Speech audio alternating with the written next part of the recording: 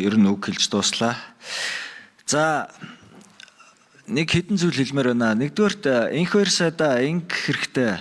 Хууль зүйн байнгын хорооноос одоо яг эрх зүйн чиглэлээрээ бид нар мэргэсэн байнгын хорооны хувьд ийм нүсэр айрамтайгаар та явж 11 байнгын хороогоор ийм юм хийж болохгүй шүү. Энэ хүмүүсийн ажлын цаг гэдэг чинь цаана иргэдэд үйлчлэх тэр үйлчлэгээний цаг л хорогдож байгаа гэсэн үг. Нэг бичиг, нэг иргэний асуудлыг шийдэх бичиг гарах нь л хойшилж байгаа гэсэн үг шүү дээ. Тэгээ бүгдээрээ энд ингээ суугаад бярыг үзүүлээл инх ямар ч шаардлага байхгүй. Айгүй ажил хэрэгч цомхон яг салбарын юунуудтайгаа очих хэрэгтэй байх шүү. Нэг. Хоёрдугаарт одоо эндээс би ингээ харж байхад нөгөө би хамгийн төр дэндүү том болсон байна гэдэг асуудлыг хүмүүс ерөөсөө яриха болцсон байхад энийг би гаргаж ир тавьж ирсэн. Одоо яг бодит байдлаар харин та бүрэн тоогоор нь ингээ аваад ирэхлээр нүсэр байгаа чинь харагдаж байна. Нүрлээсээ олон хүн оруулж ирээд энийгээр нэг суулгацсан байж штэ. Манай засгийн газар бол штэ Америкийн нэгдсэн улсын засгийн газар Core Ministries гэдэг үндсэн яг яантай сайдраа аваад үзэхлээр 15 штэ. Биднээс 100 дахин том улс байж байгаа штэ. Тэгэхэд манайх ямар засгийн газартай вэ? Тэгээ ийм юмн дээрээ бол цаашдаа тэр бодлого боловсруулахдаа сая болсон хүчний асуудал чи яригадаад байна. Энэ минийг тал талдаа бол бодож явах хэрэгтэй. Засаг их том болсон байгаагийн чинь шинж одоо яг эндээс ингээ харагдаж байгаа маа.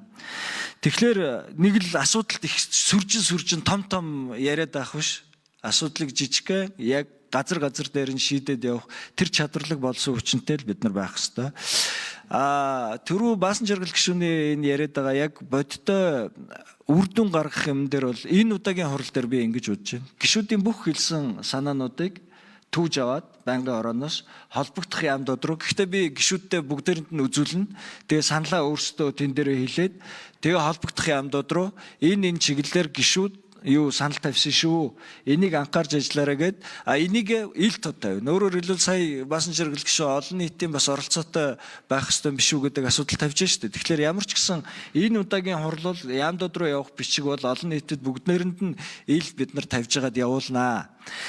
Зүгээр харин тэр олон нийт оролцуулж дараагийн хурал хийх үү гэдэг дээр би бол нээлттэй байна.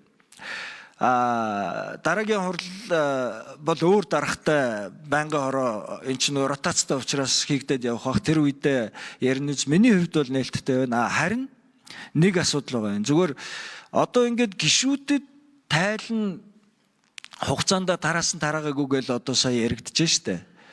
Тэгэхэд бид нар хугацаанд нь тараагаад явсан байхад л энэ асуудал гарч штэ. Тэгтэл нөгөө иргэд чинь бол орж ирэх хүмүүст бид нар хизээ яаж тараах вэ гэдэг асуудлаас ахгүйла техникийн асуудлууд бол гарна. Тэрийгээ тэгээ тухайн үедээ ярьцаагаад шийднэс би бол нээлттэй байна. Ямар ч гэсэн таны саналыг энэ удаа хэрэгжүүлж болох боломжийнхаа хүрээнд би бол хэрэгжүүлээд явна гэдэг юугээ саналаа хэлмээр байна.